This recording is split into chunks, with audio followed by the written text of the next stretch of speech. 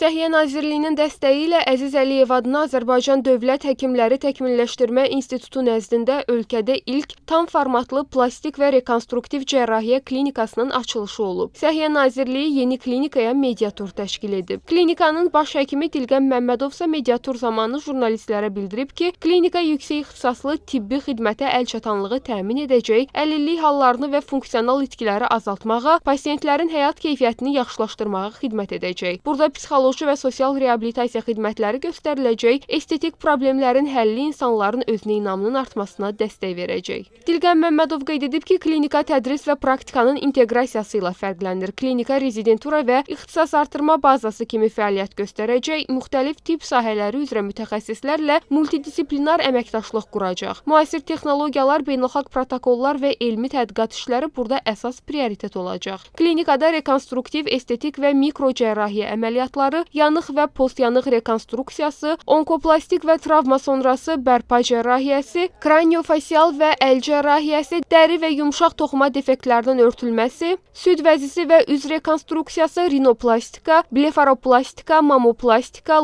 liposaksiya, abdominoplastika, üzgərmə kimi estetik əməliyyatlar icra olunacaq. Klinikada peşəkar komanda çalışacaq. Burada yüksək ixtisaslı plastik cərrahlar, anestezioloq, reanimatoloqlar, reabilitoloqlar, psixoloqlar və beynəlxalq təlim keçmiş mütəxəssislər fəaliyyət göstərəcək.